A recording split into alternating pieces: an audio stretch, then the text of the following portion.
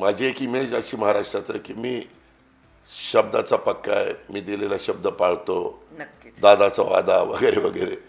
आणि मला कामाची आवड आहे. मला कुठलंही काम जर आपण मनावर घेतलं तर सकाळी अर्ली मॉर्निंग उठायचं, तिथं जायचं, तिथल्या अधिकाऱ्यांना पदाधिकाऱ्यांना बरोबर घ्यायचं, काय समस्या आहेत तिथल्या सोसायटी. आता सोसायट्या खूप मोठ्या प्रमाणावर दोन्ही शहरात आलेल्या आहेत.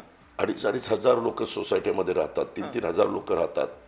परंतु पुणे ज्या पद्धतीनं वाढलंय, पिंपरी चिंचवड ज्या प्रकारे वाढलंय, तुम्हाला गंमत वाटेल, मी ज्यावेळेस राजकारणात आलो 91ला त्यावेळेस पुणे 5 TMC, मी TMC मध्ये सांगतो, पॉप्युलेशनचा विचार करता 5 TMC पाणी पुण्याला लागत होतं.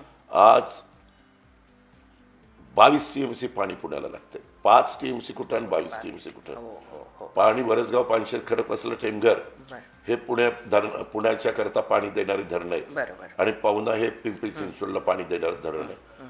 त्याच्यामुळं पॉप्युलेशन जसं वाढेल तसं पाण्याची गरज ओळखून आपल्याला काही निर्णय आधीच घ्यावे लागतात.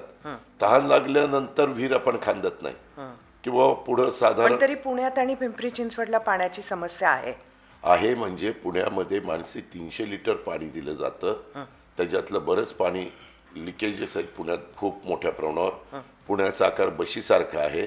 नवीन वाढलेला जो परिसर आहे पुण्यामध्ये काय होतंय, समजा आता डेक्कन जिमखाना, प्रभात रोड, त्या गल्ल्या ज्या आहेत तिथं पूर्वीच्या काळात आम्ही ज्यावेळेस इथं विद्यार्थी दशेत फिरायचो तेव्हा एकेकाचे बंगले असायचे आणि एक फॅमिली राहायची. आता तिथं बहुतेकांनी नवीन UDCPR मध्ये अपार्टमेंट बांधतात.